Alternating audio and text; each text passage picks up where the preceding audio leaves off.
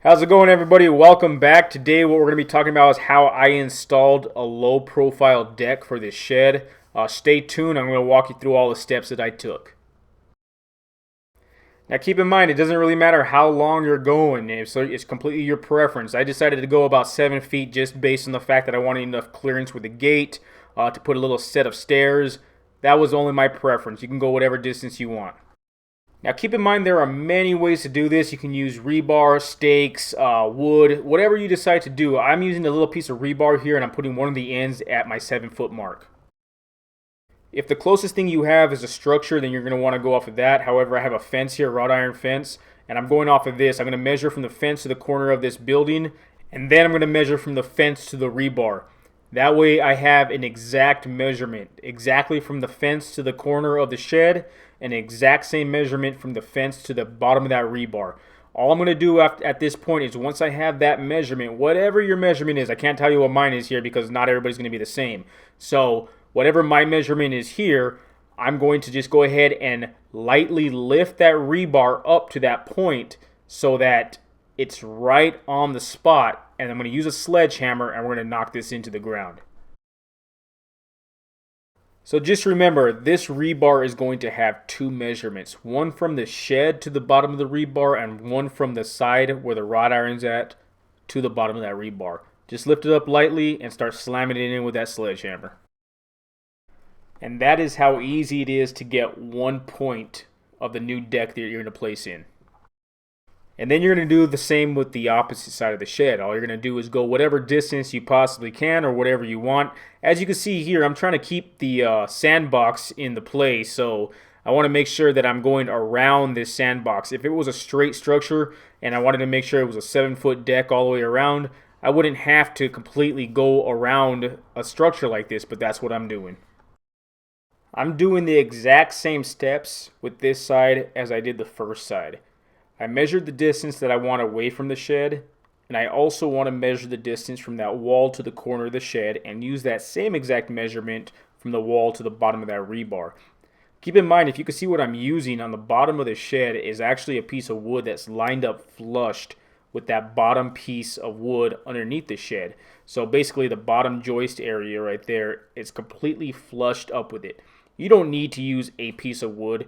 You can use brick if you want, or if you had another person that's there with you helping you out, they can actually hold it perfectly underneath that shed so that you don't have to actually have the ending of the tape measure pushing against something. But unfortunately, I didn't have anybody else helping me at this time, so I needed something to hold that tape measure so that I had an exact measurement. The same thing follows with this corner portion as well. I will need support here. A deck block will go underneath this portion. I need that support for that corner turn. Then following that corner rebar, I want to make sure that I'm going the full length at the 7-foot mark with this rebar.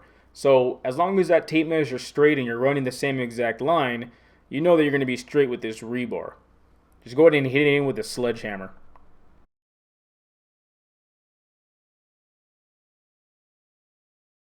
As you can see, I'm already losing daylight. I started this project a little late in the day, so I'm going to have to turn some light on right now. But you can see the rebar area and the design that I'm going to go with this deck. Keep in mind, you're going to have to put a ledger board against this bottom floor joist here. And what's going to sit on top of that ledger board is going to be the 2x6s I'm going to be placing on for the floor. So in order for me to do this, I need to make sure that I have a flush run all the way across the front of the shed. So I need to make sure that all the brown trim that I installed already is going to get cut to size. All you need to do is make sure that you put your 2x6 underneath the door. If you have that area where the door kind of hangs over, you want to make sure that you put your 2x6 underneath that flushed, and then you can make your marking on that trim. Once you have your marking on your trim, you can use a circular saw or whatever you have to cut that piece off. Just try to make it as straight as possible. So here's my marking on the trim. You can see it's going to be completely flushed right with the bottom portion of that door. I'm going to have to do the same with any pieces of trim that are going to be in my way. All I'm going to take is my circular saw and I'm going to cut it right on that line. Keep in mind, when you're using your circular saw, you want to make sure that it's at a depth that's not going to cut into your sheathing of your structure. So I am cutting just maybe an eighth of an inch shorter than the ending of this trim. I'm going to give it a good cut, straight cut all the way across. I'm going to finish off with a chisel, or if you have a straight blade screwdriver, whatever the case is, don't cut into your sheathing. You can see here, all I'm using is a straight blade screwdriver. It's so easy to use just to pop off the remainder of what needs to come off on that trim. And it just gives that extra protection so that you don't hit that siding at all whatsoever. And all you're going to do after that is just make sure that your 2x6 is flushed all the way across on that portion. And you can do the same exact thing with all pieces of trim that are going to be in your way.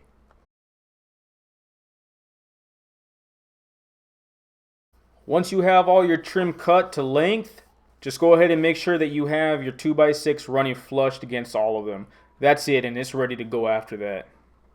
I know it sounds like a lot of work to do to get this thing running, but if you want it done right and you want it looking right, you need to make sure you take the proper steps. Next step that I took was getting my 2x6 and placing it on one corner of the shed, the front of the shed. And what I'm doing is I'm marking the bottom of the 2x6. That way I know where the top of my ledger board is going to sit. I'm then going to go ahead and move to the opposite side of the structure and do the same exact thing. That way I can get exact marking to where the top of my ledger board is going to sit. As you can see, these steps are not hard whatsoever. Anybody can do this. It's just the proper steps, and it's completely required to get this right. After you have your marking to where the ledger board is going to get installed, and without installing it yet, you need to make sure that you get the length of the ledger board. So you can easily measure the floor joist to get this measurement, or you can flush it up with one side of the floor joist and then move to the opposite side and get to the end of that floor joist and make your marking on your ledger board.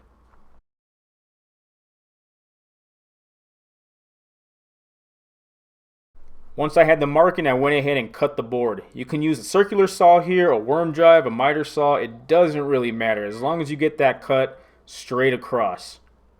The one thing that benefits using either a circular saw or a worm drive is the setup.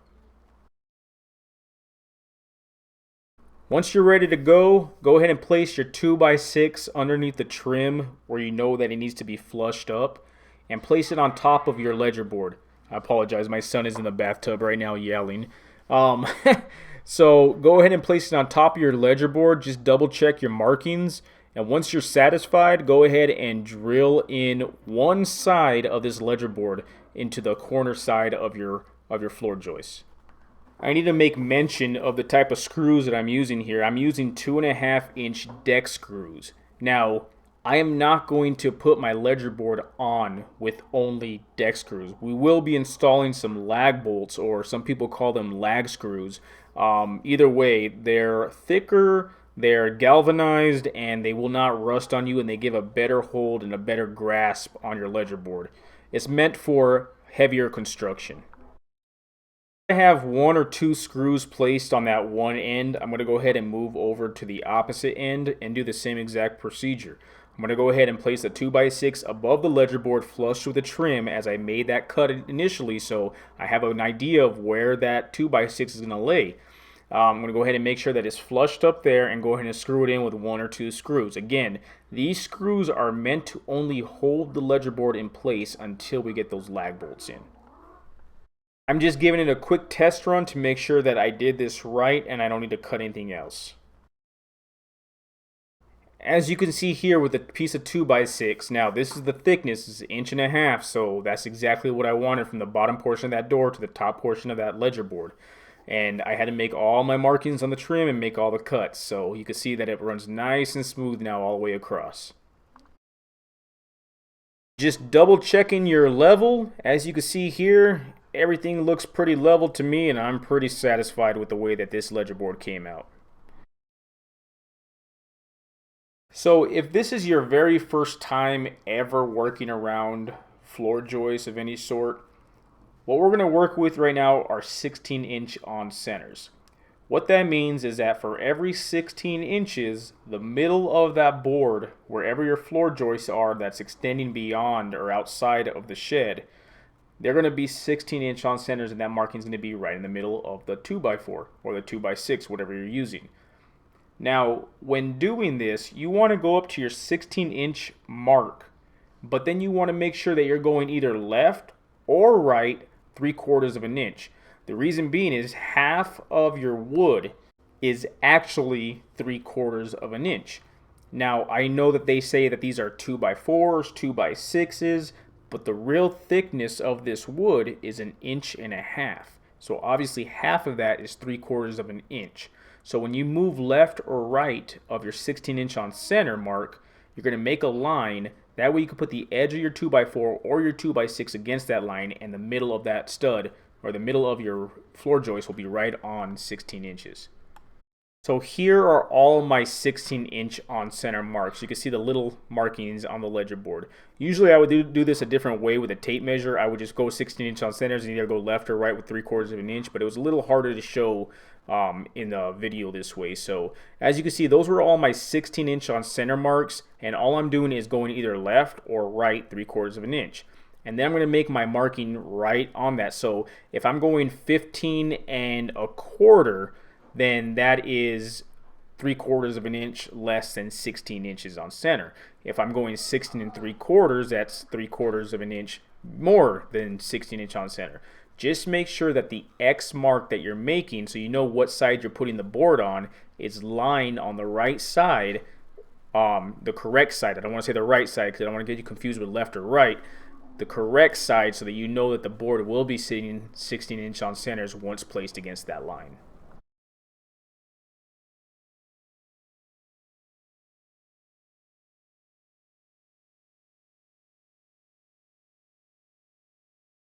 So here is a little closer view of the marking that I made. So you can see that the X is actually on the 16-inch on center side. The line to the right is going to be 16 3/4. And again, that is 3/4 more than 16-inch on center. That way I have a perfect line to line my board up, and when I make that line with the board meet, then I'm going to be right on 16-inch on center in the middle of that piece of wood.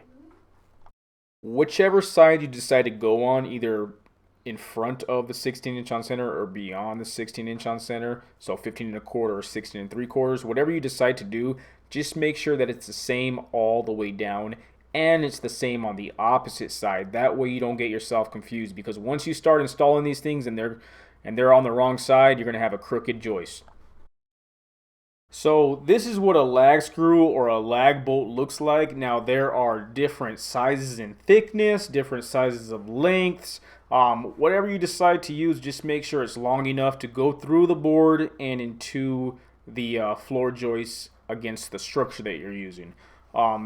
Just make sure that you're using something that's long enough. You don't want to go with an inch bolt. You don't want to go with an 1.5 inches. Make sure you're going for like a 2-inch or a 3-inch, something that's going to go straight through it, and make sure that it goes into the other portion of the structure. And all you're going to use right here, you can either use a socket set, or you can use an adapter that you can connect a socket to. Just remember that when you're using lag bolts or lag screws, whichever one you want to call them, I'm just going to call them both for the remainder of the video basically. Just remember that you have got to make pilot holes before. They require pilot holes when using lag bolts or lag screws. That is the only way to get this lag bolt into the structure. And the easiest way that I figured out how to use this is when using a drill bit, just go one size smaller than what the lag bolt is. Just make sure that you're using washers when installing your lag bolts. You want to make sure that the head of the lag bolt doesn't go into whatever you're drilling into. So in our instance here, it's the ledger board.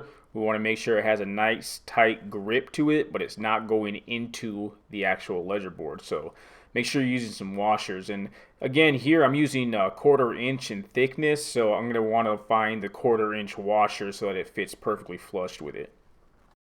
When installing lag bolts, like I said, you can easily use a socket set, a socket wrench of some sort, in order to get these lag bolts in. it's going to take a lot longer doing that when an adapter for a socket only costs right around $3, for a good one. So I highly suggest in purchasing one of those for this type of job. And as you can see, I have all my lag bolts installed into the ledger board. They're flushed. All the washers are nice and tight, and it's ready to go. I then went ahead and on the corner of my ledger board installed a screw that's sticking out. The reason being is I want to tie a piece of string or a rope or something that's going to be able to go around this screw, the rebar, all the way around to make what my structure is going to look like. And I want to make sure that I'm going to put a line level on this line or the string, whatever you decide to use. Again, here I'm using a Swanson line level. There's different types that I used around. These things are not expensive. I highly suggest buying one when doing this type of project, so that way you make sure that everything's leveled all the way across. So there's a couple things that this line is going to allow me to do. One, it's going to allow me to know my distance and how flushed I need to be. I mean, we're talking the ground right now is all you can see. So without this line level, you're really kind of guessing to how far you're going to be completely flushed with the structure or whatever you're coming off of. It's also going to allow me to know my height. So I want to make sure that whatever I'm installing when it comes to my floor joists, they're just as high as this ledger board. That's what this is going to do for me. So as you can see, this is leveled off now. With the top of that ledger board, it's leveled off all the way to the rebar. It's also showing me a maximum distance that I can go with my floor joist. Don't want to go any further than this, that way it's perfectly flushed. So you want to make sure you're going around all the rebars with the string. You want to make sure that you're using the line level to make sure that everything's leveled. And then you want to end it on the corner of the opposite side of your ledger board. I have a string attaching to a screw, just like I did with the first portion of the ledger board, the opposite side. I just screwed a screw into the corner of the ledger board and I'm wrapping this string around it to finish it off. Again, this is all required in order to make sure that you have a square deck. You can do without this, but it'll be crooked. So now just looking at the strings itself, you can have a better visual of what my deck shape is going to look like. As you can see, I am not going completely flushed up with that sandbox. And there's a reason why, and you'll see when the video continues to why. But you can see that everything here is squared off now, it's leveled, and all I need to do is meet the pieces of wood with this string. And here's just a view from the inside of the structure to the outside. You can see what the deck is going to look like from this point of view. So as you can see here, what I'm using are some deck blocks. Now, the reason I'm only going to use 5 deck blocks is just based on the design of the deck that I'm building here. I could use one for each floor joist. I mean, I can use deck blocks all the way around this, but there's no need to, not in my circumstance here, when I can get away with this many deck blocks and use some joist hangers for the remainder. So as you can see, this is my idea here. I'm dropping some deck blocks down, I'm using some all-purpose sand, and I'm smashing it down with a tamper, and I'm going to go ahead and level everything off to make sure that the deck block is completely flushed with the floor joist on top, hitting the ledger board and the string completely leveled off. So this part does take some time to make sure that you're right on, because 1 inch too high, you're too high. 1 inch too low, you're too low. So it's going to take some time to scrape the all-purpose sand, tamper it down, put some more in, whatever is required in order to get this board completely flush with that top of that ledger board and completely flush with the top of the deck blocks. So as you can see here, here's my design, here's my pattern. I'm basically placing the deck blocks on the places where there's going to need the most pressure, the most support is going to be required on this deck. Now I can mark the end of my deck and where I need to cut. I then went ahead and placed some felt on the ground, that way the weeds won't grow underneath the deck in the future.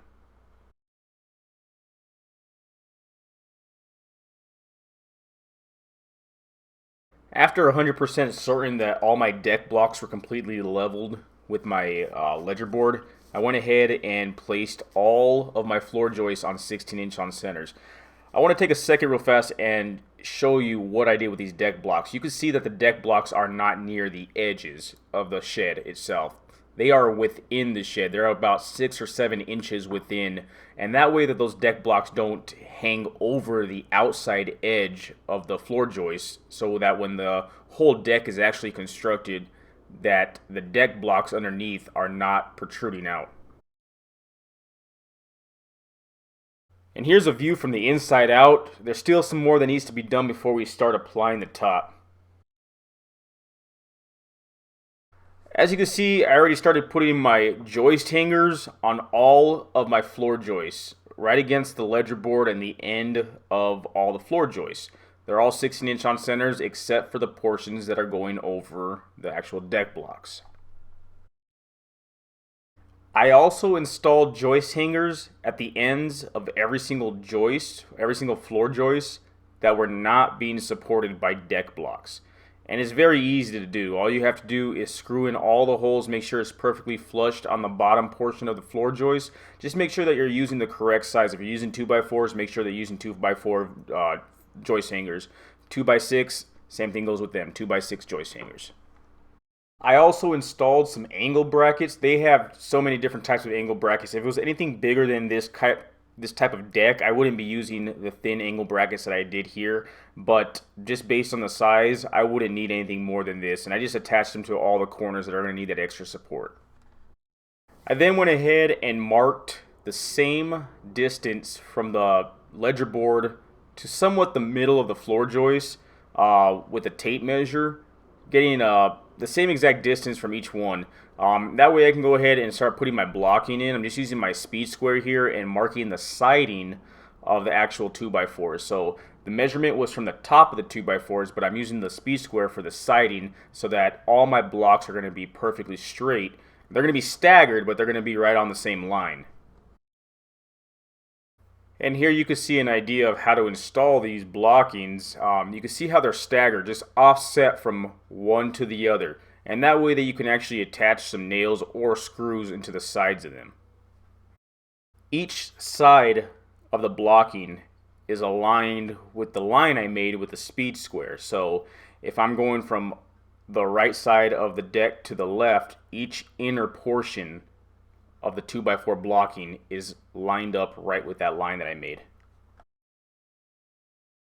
For the most part, all my floor joists are installed now. Everything is pretty strong at this point. You can see I put a lot of bracing on this area, and this is not your typical way of building floor joists for a deck, but it's something that was required for me just based on the fact that I needed to keep that sandbox in. Here you can also see a portion that was not shown before, and this is the closing portion that's right next to that sandbox. I did not want that gap between the deck and the sandbox just in case they jump back and forth. I want to make sure that their feet don't get caught between. One major thing that I want to show here is the blocking portions that are within the frame. Every single piece of wood here has a purpose. What I'm doing here is I'm showing what my border is going to look like with 2x6s. When you're using 2x6s and the frame has a gap between any of the floor joists, you want to make sure that there's support. If you don't have that support when you're putting your 2x6s down as the border itself, then they're going to wobble back and forth. So you need to make sure that every single portion has support for this 2x6. If I was building a deck without any borders and the boards were just going straight across, well then the blocking that's within the floor joist will act as extra support, but they would not necessarily be required. And like I said, the only reason I'm building these extra blockings inside is so that the 2x6 border does not wobble when I put it on. And you'll see what I mean during the installation process. Now, installing the poles for the rail, I went ahead and used some 4x4s and I cut them all to 3 feet high, and I'm going to install them this way. The easiest method that I found that would work best for installing these posts are to place a piece of wood of any sort that's flat. So I went ahead and used some plywood that I had, as a scrap piece left over.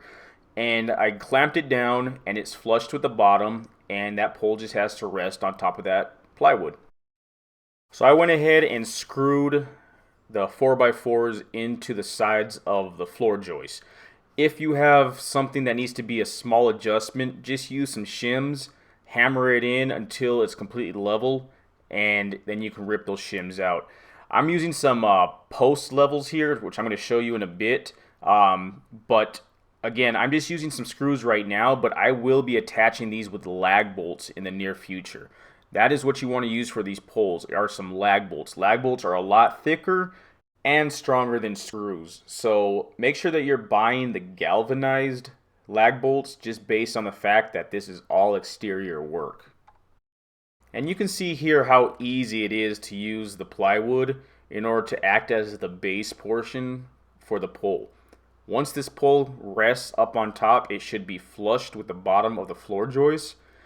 And then once that's attached to the actual floor joist, that piece of plywood can be removed and it'll be leveled with the bottom.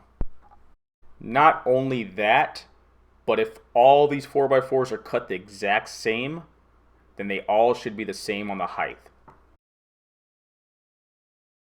All my posts here are installed now. I have yet to put the lag bolts in, but that can come a little later. Just don't forget about that step. The screws are great, but they're not the strongest in the world, and you want to make sure that you're using lag bolts in order to really secure these things in. You can also see an addition I made to supporting these poles. And I put some little 2x4 cuts, whatever the size was that was required between the floor joists. I put some pieces of 2x4 down so that it gives that extra support so that it's nice and tight and this thing will not wobble or shake anywhere. There are so many different ways to attach posts and railings to a deck. This one is pretty simple to do, especially when using 4x4s. You can make some certain cuts to make them rest right on the deck. There's different things that you can do, different styles. This one I found to be the easiest, the most simple, and it's a quick installation. Now, if you're fortunate enough to have an 8-foot level or some long level of any sort, then you can measure and make sure that everything is leveled with your posts. As you can see here, I'm going from the back side of the post to the front post, or the back post to the front post with the level, and everything appears to be right on spot. So that's exactly what I wanted. I'm also going to take the level and run it across from the two front posts. I can't run it from the front post to the back post on the opposite side just based on the fact that this is only an 8-foot level and this deck is too long. If you had a board that was perfectly straight and you use that to place some sort of level on top, you can do that as well. But at this point right now, I'm pretty satisfied with the way that this came out, and I'm just going to leave it like this and continue working on this project. I'm really liking the way that this design is coming out. Like I said, I just want to make sure at first, before I continue with the process, that everything is leveled, just in case I need to make any sort of adjustments before I start installing the top portion. Because once you start with that portion, it's very hard to start adjusting it from there. You can get away with a 4-foot level, checking everything on the bottom. Obviously, I'm still using my 8-foot level here. I just want to make sure that it reaches from side to side. As you can see here, everything is pretty leveled, and again, I'm satisfied with the way that this came out. I'm checking every single direction, just letting the level fall on every angle possible that I could think of, every single way. Make sure that it's going from the back to the front, from the side to the side. Just checking all the measurements and making sure that everything's leveled off. Alright, so because of the fact that I'm not using pressure treated lumber here, I'm going to have to seal this wood. I'm going to use some Thompson water seal and this sprayer, both purchased from Lowe's. It's super simple to use this machine. All you have to do is pour whatever liquid you're using into this. Again, I'm just using the water sealer here, so I'm going to pour the whole entire thing because I want to make sure that these bottom floor joists here are completely soaked and completely covered up so that I don't ever have to do this again. All that you have to do in order to use this is to pump the handle to get some air pressure in there and figure out which nozzle you want to use. All I'm doing right here is just running this hose and the spray all around the wood to make sure that every single crack, every single piece gets covered up with this water sealer. I purchased 2 cans just in case, but all I ended up using was 1. Everything is pretty much soaked at this point. You want to make sure that you're doing a good job on this because, like I said, once it gets covered up, you're never going to have to go back down here again. You're never going to want to go back down here again. So just make sure you're taking your time on this. Now, I could have easily just left it as it was after I sprayed all the water sealer on, but I took it one step further and used a paintbrush to make sure that it got into all the cracks. Every single portion of the wood was covered, and that was, again, just my preference. I just wanted to make sure completely that this thing was soaked and sealed in every single direction and angle that the wood was laying.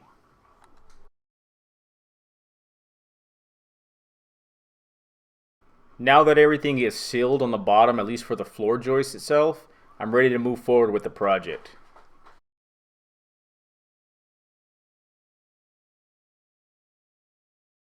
Again, don't forget about your lag bolts for these posts. What's required in a lag bolt, as before, like when we did our ledger board, you want to make sure that you're making a pilot hole. So you got to get a drill bit, make a pilot hole, just a little bit thinner than the actual thickness of whatever lag bolt you're using. And then you're going to want to use a spade bit. When using a spade bit, you're going to open up the board, and it's going to allow the washer to sink into the board, and that way that the head of the lag bolt and the washer are hidden and they're concealed, and that way nobody scrapes their leg against it when walking near it. This is mostly used for anything that's exposed on the outside portion of the deck. When you're using anything on the inside portion, it doesn't really matter because, again, you shouldn't have any legs walking within the deck once it's covered anyways. So again, just make sure that you're doing it this way so that the actual head of the lag bolt is not sticking out and has the ability to cut anybody. And when choosing what size spade bit you should use, just measure it up with the washer and you'll be good to go. And here is your lag bolt and the washer sunk into the wood. Alright, getting started on the border. What I'm using here are some 2x6s.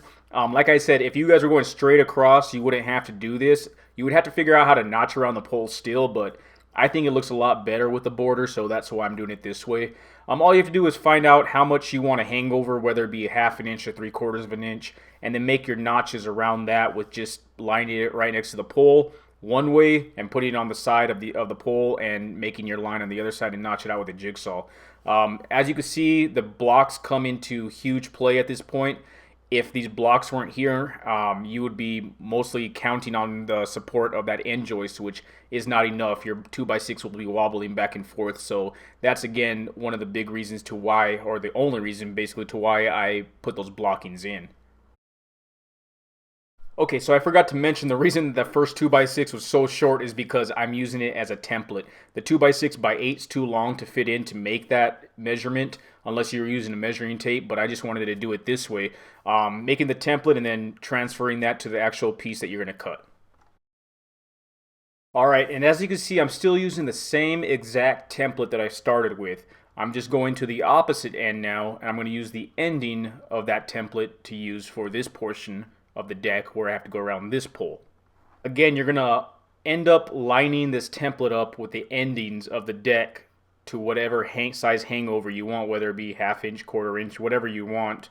I wouldn't recommend going any more than 1/4 of an inch, just based on the fact that you don't want this to be too wobbly, even though it's very rare that somebody's going to stand on the end of the deck. But Regardless, if that was the case, you just don't want anything to happen. So you want to make sure it's as secure as possible, but have a little hangover. So again, I'm just making the notches, and don't forget your 45-degree turn. Now, you don't have to make this miter cut, but it looks a lot better to make a miter cut anytime there's a corner. So just use your speed square, line it up to where you believe that 45-degree turn's going to go, and mark it out. Now, it really depends on where your border lies in relation to your post, depending on your deck, but in this case, I found it easiest to make my miter cut with my miter saw and the remainder with my jigsaw. Once you're satisfied with your markings, go ahead and cut out your template and see if it works. Alright, so after you have that first template cut out, just go ahead and place it against your post to make sure that it's all lined up and basically how you want it to work and how you want it to look. If it works for you, great. Also, try it out in different areas of your deck as well, just to see if whether or not that template that you just made is going to work for other angles. Once I figured out that template fit just how I needed it to, I went ahead and transferred that template to the piece of wood that I'm going to actually cut and use as the border. Just make sure that you are measuring from one point to another so you know exactly how far you need to make this cut. You don't want to make this template at the end of the board. You want to make it where it needs to be placed. Once I had my cut, I was ready to place it in. And here's a view of the board placed in. Now, these are not installed yet. I am making all my cuts for the border before I start screwing this in. So you could do it however you want, but I felt more comfortable doing it that way, so I knew that everything was going to fit before I had to take anything off. And you can see here everything's a dry fit, so when I push everything together, everything looks nice and tight, but nothing is screwed in at this point.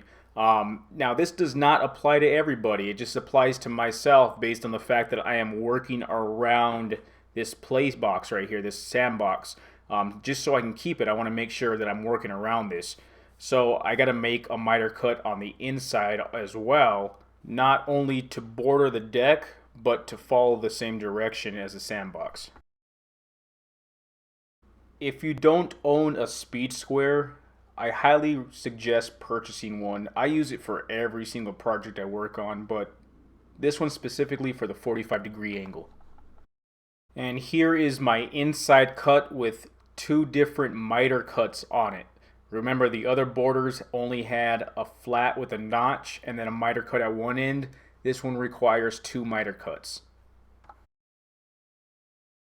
So don't mind the marking that's on this board itself. That was probably from something else. You can see that the ending of this miter cut has got to have that hangover still over the deck. Again, this is just in case you come across something that you're working with and that you want to keep within your deck. So as you can see, I continued the same process, just made some templates and some cuts. You don't have to make the templates, but it makes it a lot easier if you have some scrap 2x6s to do so. So I'm going to use some 2.5-inch deck screws. These are exterior screws. Again, I love these screws. They don't require any pilot holes. They cost a little bit more money, but save you a lot more work. So I went ahead and started to screw all the borders in already. I didn't think you wanted a video of me screwing some wood in. But everything is now attached and installed, and it's time to work on the inside. So some of these are going to require some notches, just like the border did. My easiest suggestion is to cut these to size first and then make your markings that are required. After you make your notches, everything else should be easy.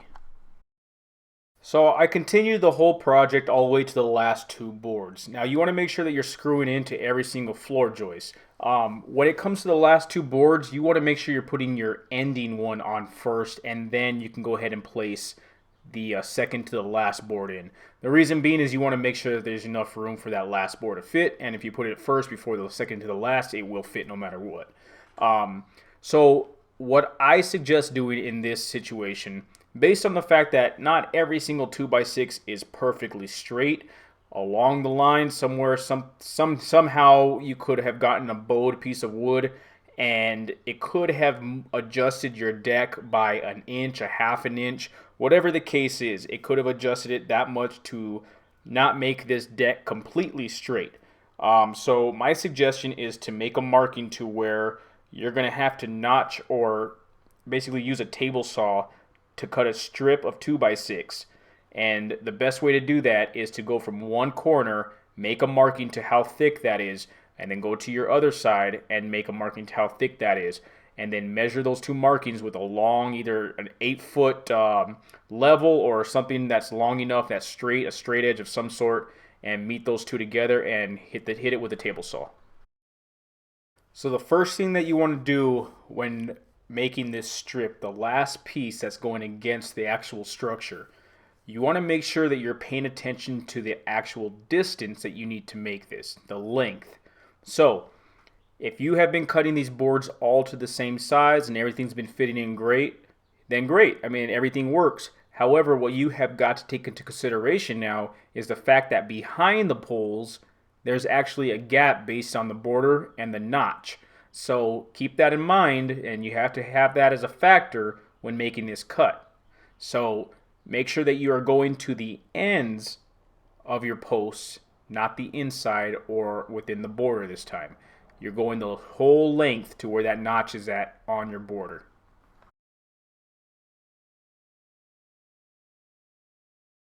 So here's a closer view of what I was trying to explain. You can see the backside of this post, how there's still an opening that needs to be covered. And that is the length that you have got to go with this last piece. It's not the same distance that you have been placing in with all these pieces of wood from one side to the other. You're making the marking. Now this is a little bit longer on both sides based on the fact that you have that opening behind the post. Once you have your marking, just use a speed square to make a perfect line. After I cut my 2x6 to size, I went ahead and brought the block that I used to make the measurement for the thickness, one for the left side and one for the right side, and I made my marking right on the left side of the last deck portion that's going to be placed in, and then I moved the block over to the right side and I did the same exact thing. I made the marking where my right side is going to be at.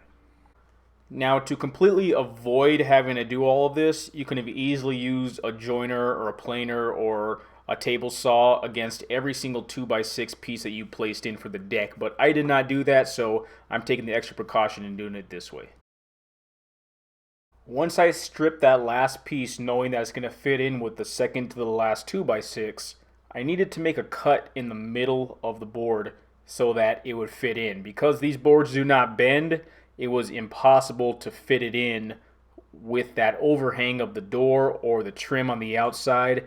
If this was installed before all of that, it wouldn't have been an issue, but because that was there already, I couldn't bend this wood. So the only way for me to get that in was to cut it in the middle. So getting started on the second to the last board, basically the last board that we actually have to install, you want to make sure that you're making a template to make the notches around this as well. Once you have your template cut out, go ahead and transfer that over to the piece of wood that's cut to length, and it should fit in perfect. Again, you can see how I'm using my speed square here. Highly suggesting purchasing one of these tools if you don't have one. Alright, so all the pieces are now installed. Every single board is screwed in onto every single floor joist. And now we're ready to install the rails. Alright, so the way that I'm going to build these rails are one 2x4 on the top, one 2x4 on the bottom, and some 1x's in the middle. So the easiest way I found out to do this is to place a 2x4 underneath the top 2x4, clamp it in, and that's going to be used as a support system. So here's an easy method for hard to clamp areas. Just attach two 2x4s, little pieces up on top of both pieces that you need to clamp together, and then use the clamp. As you can see, we went diagonally with the screw into the 2x4 and into the 4x4. We're right in the middle of the 4x4, and we're happy with how this came out. The same process goes for the bottom portion for the railing. All I'm doing is spacing it out with some small little 2x4 blocks, That way I have an exact amount of spacing on both sides, and the 2x4 is perfect. I'm just making sure that everything's lined up in the middle. I cut it to size, making sure that it's in the middle. I'm going to drive some screws right into the 2x4 and into the 4x4. Easiest way to make sure that you're in the middle is to get the middle of your 4x4, the middle of the 2x4, and line them up. Once you have your 2x4 screwed into the 4x4, go ahead and hit those blocks out, and it should stay right in the same position. Just keep in mind that for each side of the 2x4, I drove a screw in. One for the side, one for the top, and one for the other side. There's a couple techniques you can use in order to get a screw to go diagonal. You can start it off going diagonally depending on what kind of screw you have. I don't mind too much if there's a little bit of chip out because of the fact that this is all going to be covered up anyways.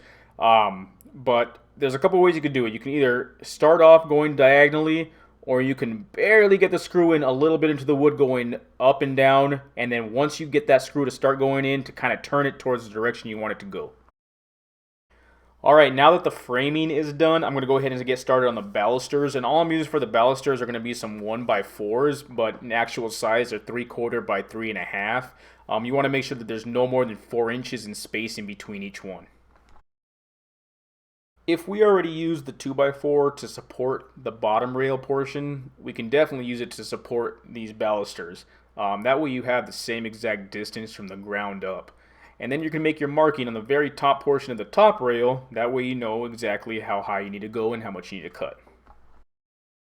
Alright, so getting the first one started is going to allow the remainder to be completely leveled. Your main goal obviously is you're having it supported on the 2x4. You want to screw in the very top one, that way you have the length or the height completely right. Once you have that first one screwed in on the top, you can go ahead and use your level, put the level on the side of the baluster to make sure it's completely leveled, remove that 2x4 if needed, and go ahead and screw in the bottom one, making sure that it's leveled the entire time. Once that one is leveled, I'm going to show you how to go about the other ones without having to use the level again, and they'll all come out perfectly straight. Getting this first one completely level is very crucial based on the fact that the remainder are going to follow the same exact levelness of it, if that's even a word, levelness, but regardless, they're all going to follow this one baluster. Alright, so as you can see, I've already installed a few balusters, and this is the exact technique I'm using. All I'm doing is spacing them out by 3.5-inch blocks, which are the 1x4s.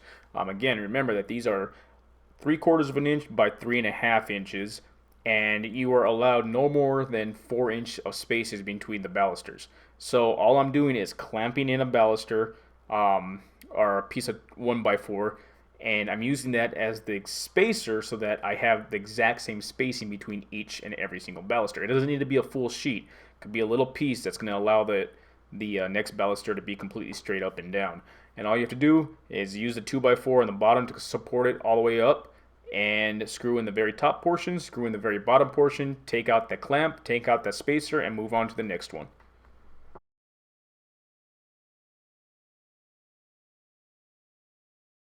It's actually a very quick process to do it this way, and you'll be done in no time. Alright, so one side is now done up to the portion that we need to install the top portion. Now you can either leave it like this if that's the design that you want, or you can go a little further like I did and basically cap it off.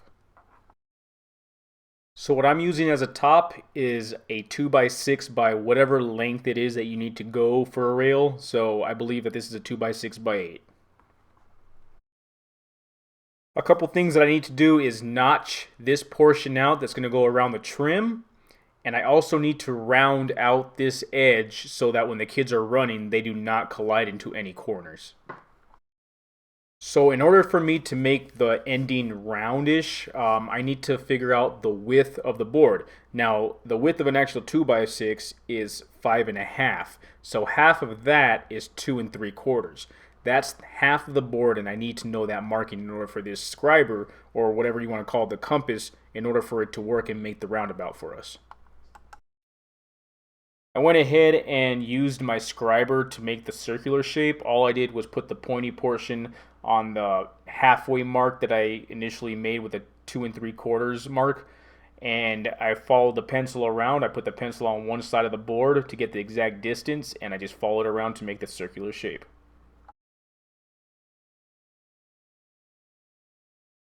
So before I got started cutting with the jigsaw, I wanted to make sure that this board was right in place and it was going to be sturdy for me to cut. So instead of using clamps, I went ahead and screwed them in. I needed to do that anyways. So I went ahead and used my jigsaw to make that cut. And I don't know if it's just me or anybody else, but I don't use a jigsaw like a circular saw. I like to follow on the side of a jigsaw rather than behind and going forward.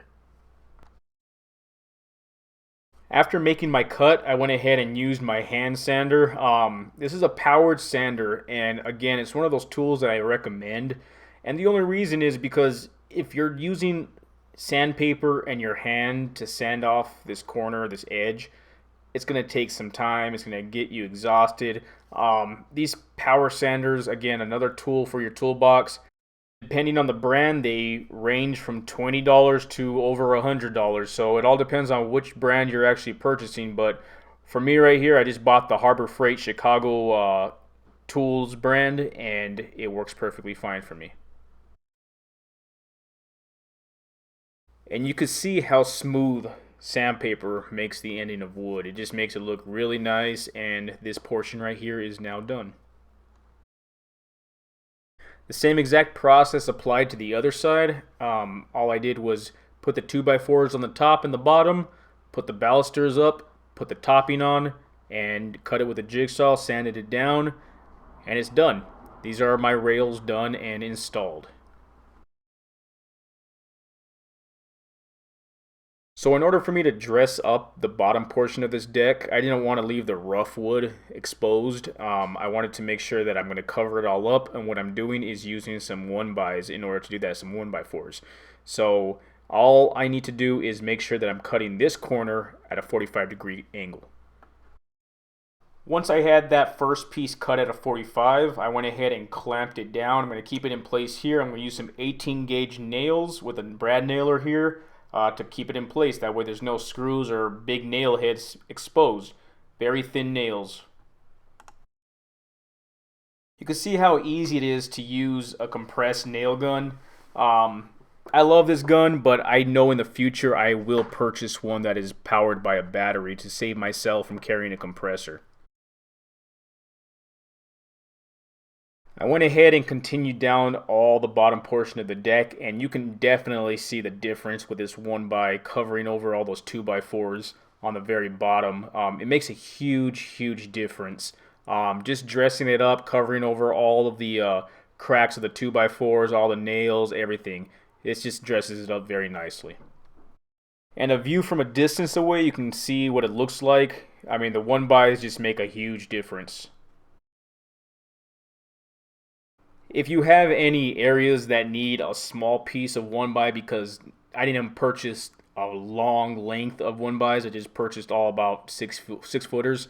So there's obviously going to be some places that need a little bit of wood, and all you need to do is cut it to size, put it nice and tight up against the piece that it needs to go against, and then hit it in with the or shoot it in with the nail gun, and it looks like one solid piece. Alright, now that the main structure is done, I'm going to go ahead and get started on the stairs. Now, you can see that we don't have a huge area for stairs to go any more than one tread, really. I mean, this is a very low profile deck, so one stair, one tread is going to be plenty for this. So here is one way that we can make the stairs. However, I am not a big fan of any wood. I don't even care if it's pressure treated to be in contact, touching the ground whatsoever. So this would be ideal if this was a concrete structure, a concrete slab underneath this deck, but we don't have that, so I'm going to have to build some. So I'm going to do this the cheapest way and the easiest, the quickest way possible. I am not actually going to make a slab. What I'm going to do is put some all-purpose sand down, or whatever soft sand that you have that doesn't have any rocks in there. And we're going to tamper this down. I'm going to use some blocks that I have, some concrete blocks. Now these blocks are going to be covered with some sort of mortar in order for this to act as one solid slab. Again, I'm not trying to have a lot of pressure on this thing. I am not building anything on top of it other than a set of stairs, which is going to be plenty for that set of stairs. So as you can see, here are the blocks I'm going to be using. Once I get everything leveled off, all I'm going to do is cover it with mortar, and I'm going to put some water on it, and it should get nice and rock hard like concrete.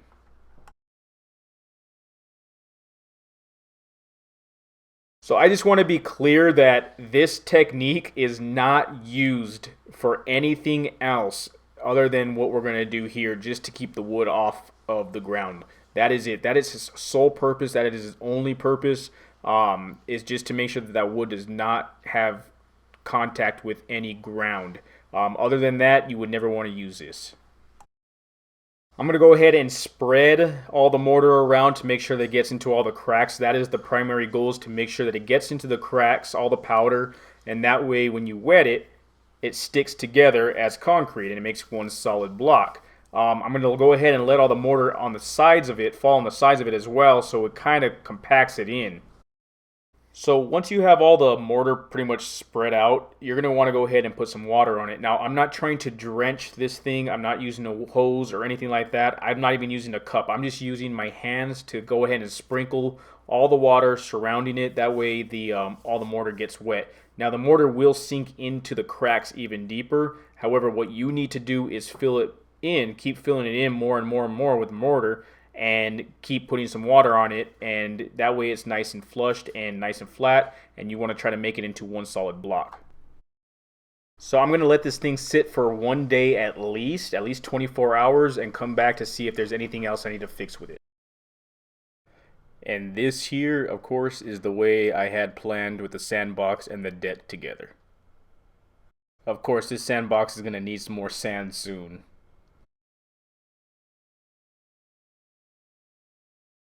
The next day I came back out and I went ahead and filled around the little slab that I made, and just with the dirt that I initially pulled out from below.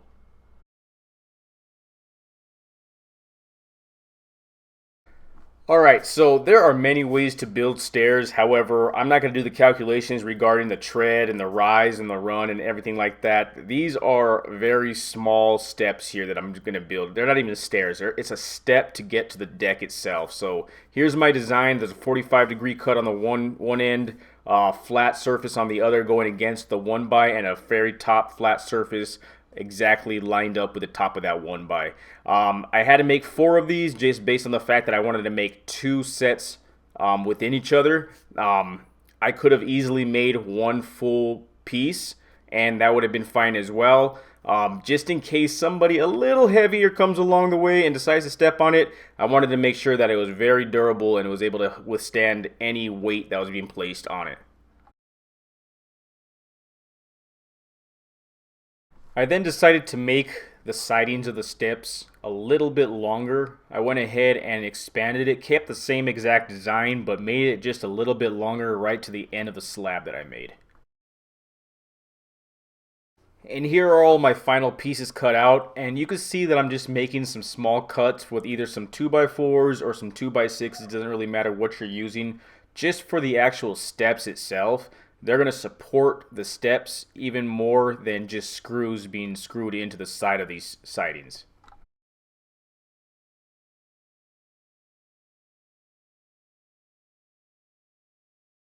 Now, even though this step here is not coming into complete contact with the ground itself, it is still coming in contact with the concrete.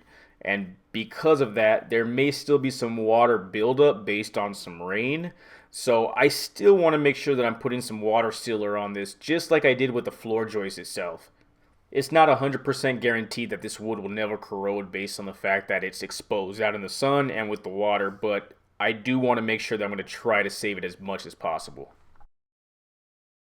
So after I let that dry up a bit, I went ahead and started to screw in all the pieces that are necessary. So those little blocks that are going to support the actual steps itself, I went ahead and screwed into the sidings, and those sidings are also going to get screwed into the structure. There's a couple different ways you could do this. You can use some corner braces, some angle braces, and hit it in from one side of the sidings, like the inner side, and then strap it into the structure itself. That'll work as well. I didn't want to waste more money on some straps, and I know that this would be sufficient enough to hold these in place. But again, it all depends on what you want to do and what's easier for you. I mean, if angle braces or angle brackets are a little bit easier for you to use, then go ahead and use those. It will work just as well. This is the only reason to why I needed to make two sidings in the middle, was just based on the fact that I needed to attach those support blocks to each one. And to do that, I needed to do them separately. Once I did them separately, I was able to put them right in the middle of the area to where the stairs are going to go, the steps are going to go, and I was able to attach those together by screws.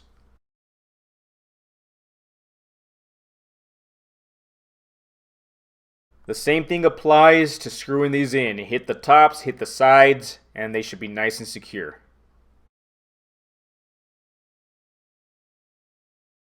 After measuring the distance for both steps, I went ahead and cut and used two 2x6 pieces. You can see there's a gap between the 2x6 and the actual deck itself. I purposely made it that way so that the tread feels a little bit longer when walking to the deck instead of it being completely flushed up to the deck, and all you would really have are some toes or half of your foot on the actual tread itself. So this is the way I built it. You can use a bigger piece of board if you had one. I only had 2x6s, and it's going to work perfectly fine this way.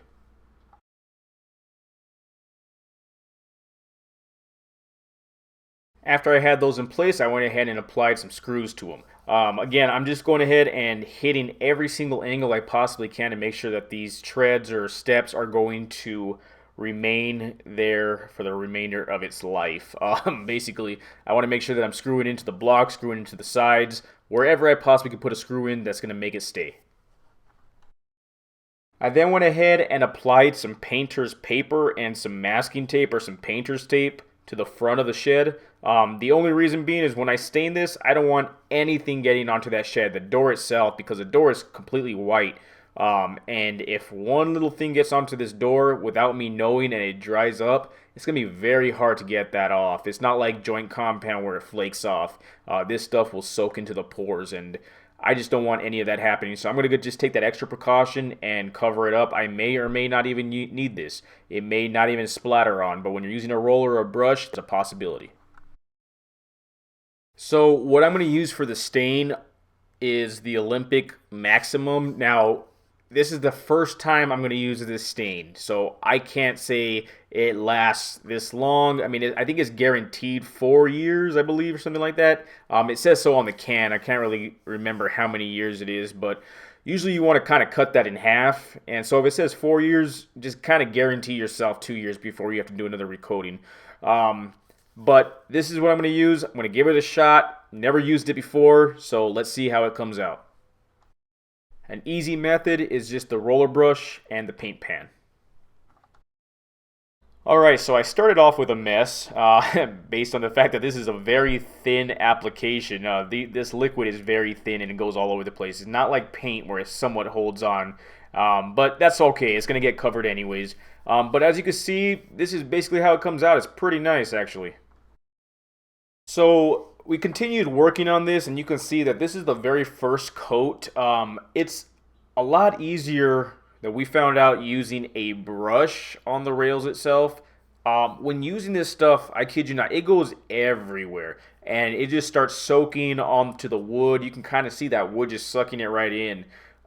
It's going everywhere, and you're pretty much going to cover everything up. It's not like paint where you stroke one area and it just stays on that area. This stuff actually moves around, and it's a lot easier using this stuff than it is paint. But as you can see, this is the very first coat here. You're going to want to stay off of it for a while, let it dry up. Now, you can either leave it like this for your very first coat, or you could put another coat on it. Now, keep in mind, when doing this very first coat, because of the fact that it's actually soaking into the pores, it's going to dry a lot faster than the second coat. Once you put your second coat over this, it's almost just grasping onto the stain that you put on there for the first coat. It's going to take a lot longer to dry. Alright, so here's a shot of the very first coat we applied. You can see there's a good gloss to it. However, we found out this gloss does not last on the very first coat. So if this is something that you want to continue, you want to have that gloss look, you're going to have to give it a second coat, but you're going to have to give it some time because it's going to take some time to dry. So as I said before, you can see that when it was dried, this is the outcome. It lost the gloss. There's a little bit of shine to it, but not too much. So you can leave it like this. There is nothing wrong with this look. However, I liked the way it looked with that gloss, so I wanted to give it a second coat.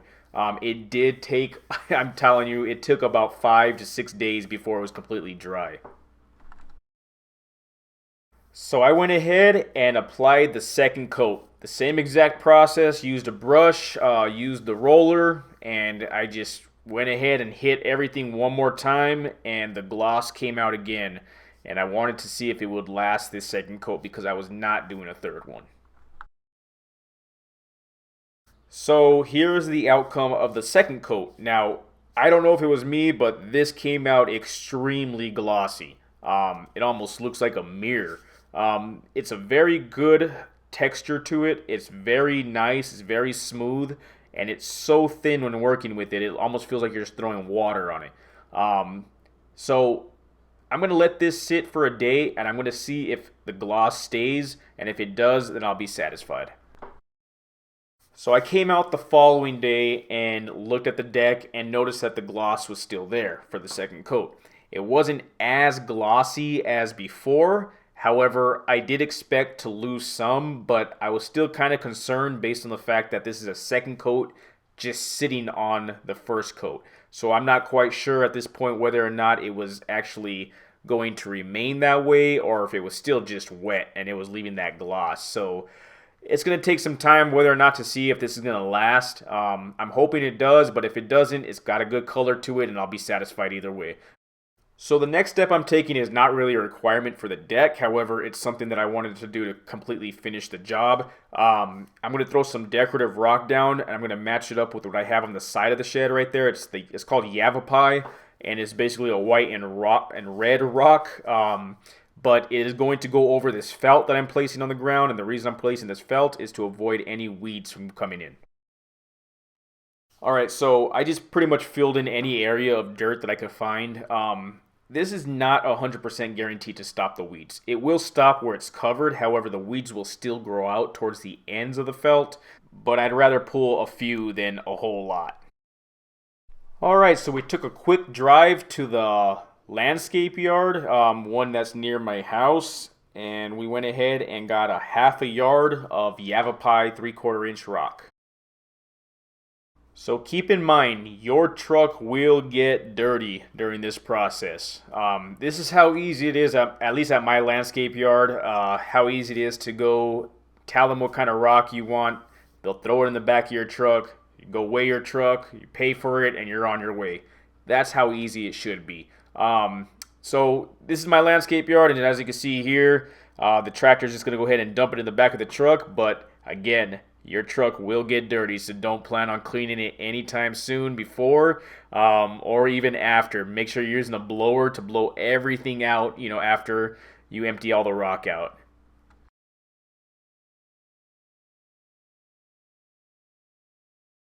Alright, so once you put the rock into a wheelbarrow, it's as easy as dumping it out and spreading it around with a shovel.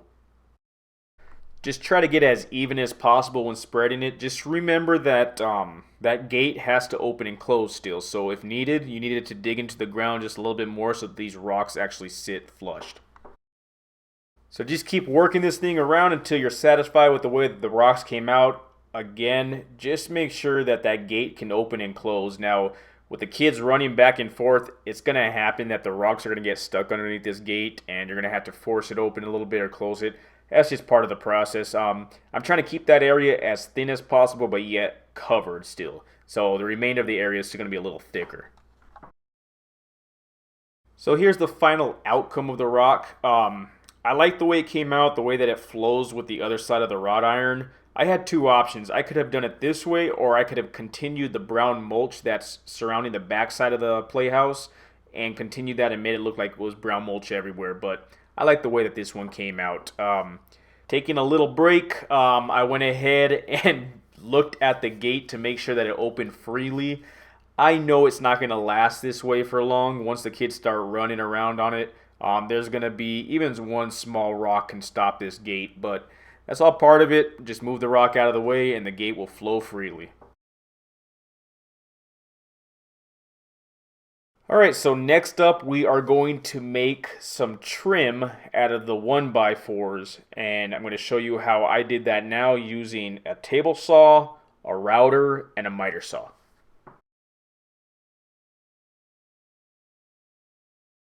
Alright, so a couple days have gone by and you can see that the deck has lost the majority of its gloss. There's still some to it, which I'm alright with, but I'm going to leave it this way. It's not a bad look. I would have rather wanted to have the gloss on there, but that's fine. So now working on the trim. Keep in mind, remember the spacing that's underneath that bottom 2x4 rail is 1.5 inches based on the fact that it was a block of a 2x4 that we used. However, I don't want to go 1.5 inches. I want to go 1.25 inches. That way I have enough space to go around that without being too snug with the trim underneath that 2x4. Let's also not forget that a 4x4 is actually 3.5 by 3.5. Alright, so in order to make the trim, instead of using a router table, I'm going to go ahead and place this on some clamps against a table that I built previously, and we're going to find out which router bit we want to use. So I chose to use the roundover bit. It's going to be a good bit for a trim work. All I need to do is make a router cut on each side of this board based on the fact that we're going to rip it at 1.25 inches. We have plenty of room to do this. So if you don't have a router table, this is the easiest way to make your router cuts. Don't forget to route both sides just based on the fact that we are going to strip these at 1.25 inches.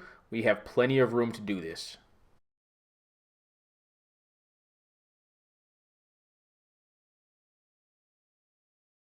So I brought the board over with the router cuts to the table saw.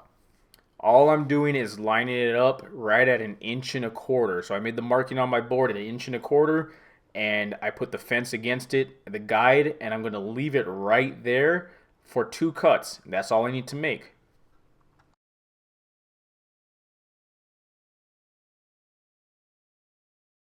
So there are multiple ways that you can make measurements for trim. Here is one of them, and this is just not making any sort of measurements. It's just basically taking your piece of wood up to whatever you want the trim to go against, lining it up, and making the marking to where you know your 45-degree cut needs to be made. Just make sure that you make one 45-degree cut on one side, and that way you know exactly where your next 45-degree cut has to be made. This is one way to do it, typically not the way that I do it, but again, this is a way to do it without making any measurements. Just make sure that you're lining up right with that corner of the post. So if you measured your trim without actually using a measuring tape or going 3.5 inches, which they should all be 3.5 inches from the inside cuts, but if you made the marking that way, then it'll still work, and that's great. All of them are going to be the exact same. The wood should be exactly the same, 3.5 inches all the way around for all 4 posts. But again, don't forget to cut your miter saw cuts in the right direction, the correct direction, and make sure that when you are cutting the miter cuts that you're all cutting them the same way. So if you are cutting your miter cut from the top of the baseboard or the top of the trim, make sure that you continue cutting on each board the top of the trim. Don't cut on the side, don't cut on it when it's laying face down. Make sure that you are cutting the same exact way for each and every single piece of trim. Don't forget that the inside miter to inside miter has to be 3.5 inches, not the outside to outside. If done correctly, each and every piece of trim that you made should be exactly identical to all the other ones.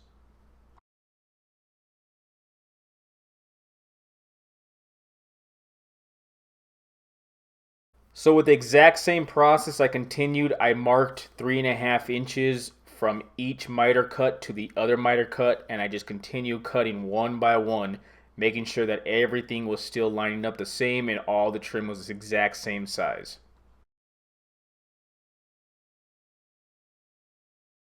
As you can see, I needed 4 pieces of trim per post. So I needed to make 16 pieces altogether.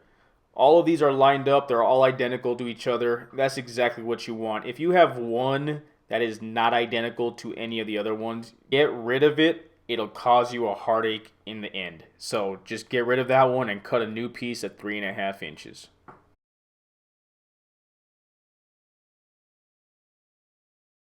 Making trim this way saves you so much money other than having to go spend, I don't even know how much exterior trim costs, but this was a couple dollars to do. So here's a dry fit of the trim. We're going to need some wood glue and some brad nails, usually 18 gauge nails. Don't forget that each post needs 4 pieces of trim. Dry fit them, make sure that they all work, and make sure they're all tight before you nail or glue these in. So this is a quick example of a dry fit. You want to make sure that each and every piece of trim meets up with each and every single one, and the one that goes below the rail actually fits. Again, this is the reason why I cut these at 1.25 inches rather than the 1.5 inches of the space that we used as the blocking to raise that bottom rail portion up. So I knew that there was 1.5 inches already based on the 2x4 that we used. So I wanted to make sure that that was a little bit smaller with the trim so that it would fit nice and easily underneath that.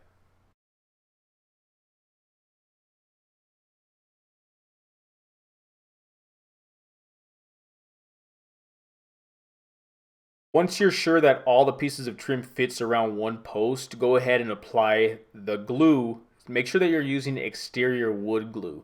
Okay, that way you don't have any issues in the future. The interior wood glue will work to hold it, but eventually it'll stop working. So make sure that you're using exterior. Remember the glue, exterior wood glue, just as hard or not better than nails. So make sure that you are using this. I could almost get away with just putting wood glue. And I bet you I could get away with just putting wood glue around this trim, around the post, and not have to put any nails, clamp it all in, and it would remain there forever. I guarantee that would happen. But I want to make sure that I give it the nail shot, and after I put the wood glue in, I'm going to go ahead and use my brad nailer and nail this in. Now, if your post is set the correct way, the trim should go on nice and straight. Make sure that it really is straight though. Make sure that the trim is straight before it dries up and before you nail it in. You don't want to have this nice deck that posts looking good and then have the trim all crooked. And again, I'm just using some 18 gauge nails here. This could be done once the glue dries up or at this time. Don't forget to get all the pieces of trim nailed in to include each and every miter cut. So wherever the corners meet, make sure that a nail is going between each one. So from one miter cut to the next miter cut, and then continue down to the next piece of trim from one miter cut to the next miter cut. Make sure that they hold together with the nail as well. And this is how easy it is to make your own trim for the outside. It's a nice thick board that we're using. We're using the 1x's, which are really 3/4 of an inch, but it has a nice round over bit, the round over cut from the router bit, and it saved you so much more money. What is a board of 1x? I mean, $4, $3 at most. Why spend more when you can make it yourself and it looks just as good? So I went ahead and installed all the trim just exactly the same way that I just showed you. Same exact process. Make sure they fit by dry fit, put glue, and then nail them in. So sometimes when using a compressed gun, an air compressed gun, the nails don't always go in all the way, or they can hit a good hard piece of wood, maybe a knot in the wood for whatever reason, and the nail doesn't sink in all the way. All you have to do is just tap those nails in. Just make sure that they are all the way into the wood and that there's no nail head exposed. Just based on the fact that a lot of kids' feet are going to be running around this area, so you want to make sure that they don't get cut. Sink them below the wood. Now, this is not necessary. However, this is an extra step that I like to take. What I like to use is vinyl spackle. Now, what this is an exterior spackle. Almost think of it as wood putty. However, I like to use this better than wood putty. Basically, what it does, it fills any gaps you have in or that you need to get covered. So this stuff is used for nail holes or screw holes when you put a door in. It is white. I don't know if they have other colors, but the one that I choose is white. Now, what this is going to do is going to fill in any gaps that's between this trim and the post. It's also going to fill in any miter joints. So when using this stuff, it's going to do two things. One, it's going to make your trim look like a full flushed piece with the post and the trim itself. And two, it's going to not allow any water. If when the rain comes down, it's not going to allow any water to get behind this trim and onto that post and just settling behind the trim. You don't want any of that. So once you have all this stuff on, you can use your fingers, which is what I'm using here, or you can use a little putty knife. But once it dries up, we're going to go with some sandpaper and we're going to knock it down some, make it nice and smooth, and then it's going to be ready to get stained. The type of sandpaper that I like to use for this specifically is a drywall block. It has an angle on there and it takes care of this very easily. So like I said, once it dries up some, you don't have to wait a full day for it to dry up, but once it dries up enough, make sure that it's just not wet before you start sanding it down. But again, here is the drywall block that I like to use. It has a good 45-degree angle on there to get into the corner areas, and it takes the spackle off all the chunks or anything that's not flat with the wood, basically any lumps or anything that's uneven. It takes it off very nicely and very easily. So much recommended when using this product is this drywall block.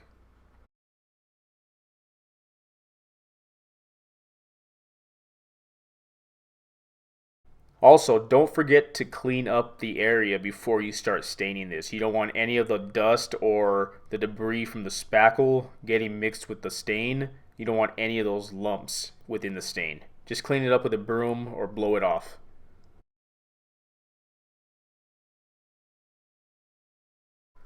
I then went ahead and with a paintbrush applied the stain to it. The same exact stain that I used for the deck. I had enough left over and it was used for this trim.